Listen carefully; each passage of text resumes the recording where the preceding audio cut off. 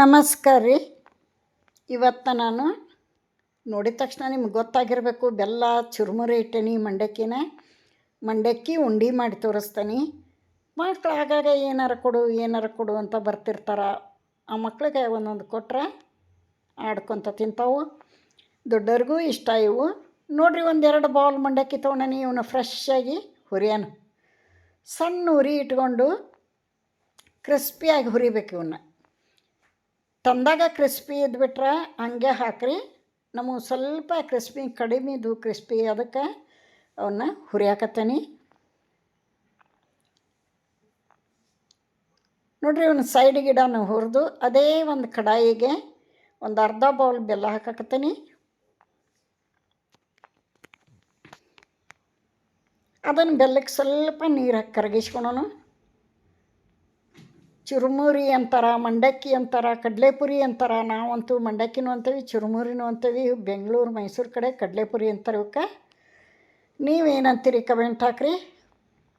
ಇವತ್ತು ಮಂಡಕ್ಕಿ ಉಂಡೆ ಮಾಡಿ ತೋರ್ಸಕತ್ತೀನಿ. ಕ್ರಿಸ್ಪಿ ಆದ ಮಂಡಕ್ಕಿ ಉಂಡೆ ಏನು ಸೂಪರಾಗಿರ್ತಾವಂತೀರಿ. ಎಲ್ರಿಗೂ ಇಷ್ಟ ಆಗ್ತಾವೆ. ಬೆಲ್ಲ ಕರಗಸಣೀಗ ಬೆಲ್ಲ ಕರಗ ಮಟ್ಟ ಮೀಡಿಯಮ್ ಉರಿ ಇಟ್ಟನಿ. ಬೆಲ್ಲ ಕರಗಿಂದ ಕುದಿಯುವಾಗ ಸಣ್ಣ ಉರಿ ಇಡಬೇಕು. ನೋಡಿರಿ, ಬೆಲ್ಲೆಲ್ಲ ಕರಗಿ ಕುದಿ ಹತ್ತಿತು ಅಂದ್ರೆ ಉರಿ ಸಣ್ಣ ಮಾಡಬೇಕು. ಚಲೋ ಹೊತ್ತಂಗೆ ಕುದಿಬೇಕು. ಎಲ್ಲಿವರೆಗೆ ಕುದಿಬೇಕಿದು ಅಂದ್ರೆ ಒಂದೆಳೆ ಪಾಕ ಬರಬೇಕಿದು. ಎರಡು ಬಟ್ಟಿನ ನಡುವೆ ಹಿಡಿದು ಹಿಂಗೆ ಎತ್ತಿರ ಎಳಿ ಬರಬೇಕು. ಅಲ್ಲಿವರೆಗೆ ಕುದಿಸ್ಬೇಕು.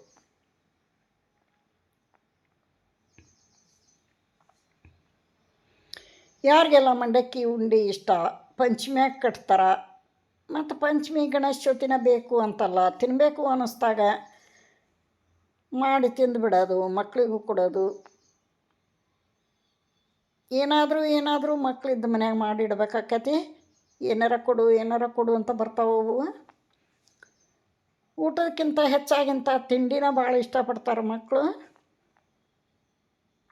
ನೋಡಿರಿ, ಬೆಲ್ಲ ಕರೆಕ್ಟು ಕುದಿಯಾಕತ್ತೈತಿ.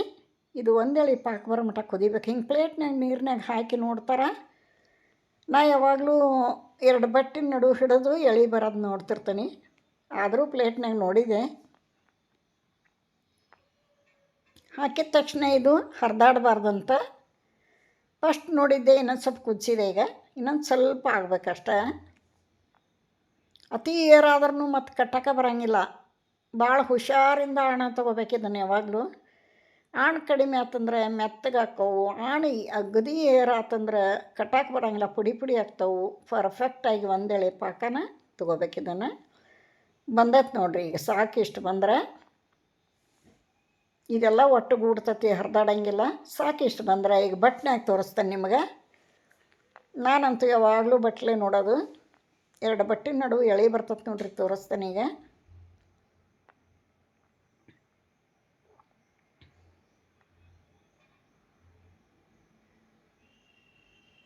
ಒಂದು ಸ್ಪೂನ್ ತುಪ್ಪ ಹಾಕನೀಗ.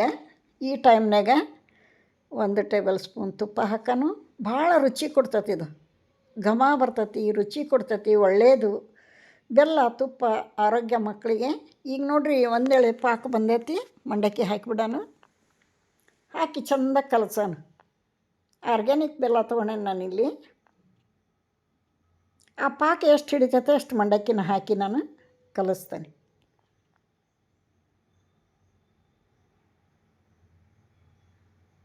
ಬೇಕಂದರೆ ಏಲಕ್ಕಿ ಪೌಡ್ರನ್ನೂ ಹಾಕ್ರಿ. ನಾ ಹಾಕಿಲ್ಲ.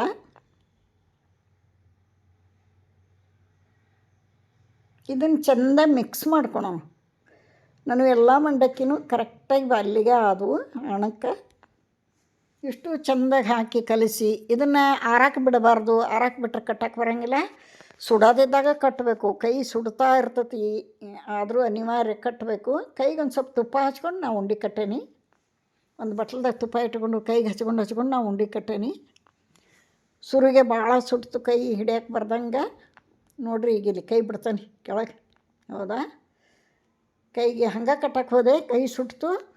ಬಟ್ಲಾಗ ತುಪ್ಪ ಹಚ್ಕೊಂಡು ಕಟ್ಟೇನಿ ಕೈಗೆ.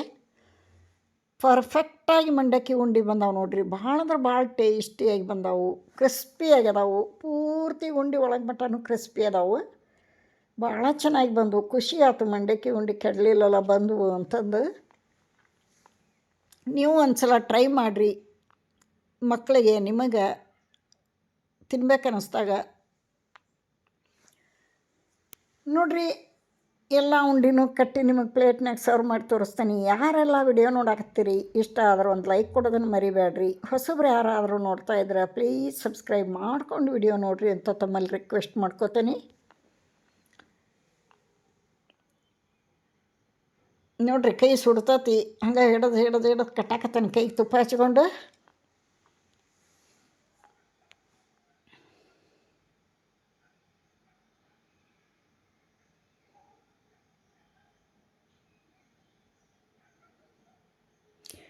ಸಣ್ಣರಿದ್ದಾಗ ನಾವೆಲ್ಲ ಅಂಗಡಿಯೊಳಗೆ ಮಾರಕ್ಕೆ ಸಿಗ್ತಿದ್ವು ರೀ. ಇಷ್ಟು ದೊಡ್ಡವಲ್ಲ, ಚಿಕ್ಕ ಉಂಡೆ ಮಾಡಿ ಇಡ್ತಿದ್ರು. 8 ರೂಪಾಯಿ ತೊಗೊಂಡೋಗಿ ತಂದು ತಿಂದದ್ದುಂಟು. ಬಾಲ್ಯದ ನೆನಪು ತರ್ತೈತೆ ನೋಡ್ರಿ. ಇದು ಮಂಡಕ್ಕಿ ಉಂಡೆ.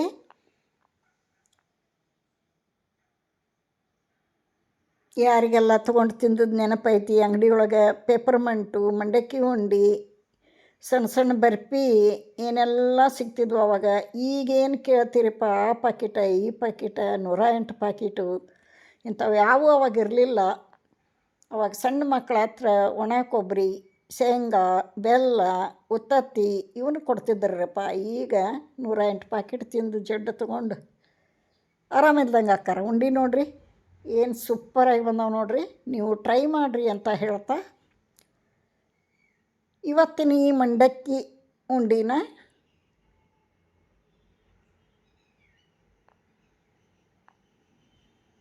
ಇಲ್ಲಿಗೆ ಮುಗಿಸ್ತೀನಿ. ಮತ್ತೊಂದು ಹೊಸ ರೆಸಿಪಿಯೊಂದಿಗೆ ಸಿಗುತ್ತಾನೆ. ಎಲ್ಲರಿಗೂ ಅಲ್ಲಿವರೆಗೆ ನಮಸ್ಕಾರ.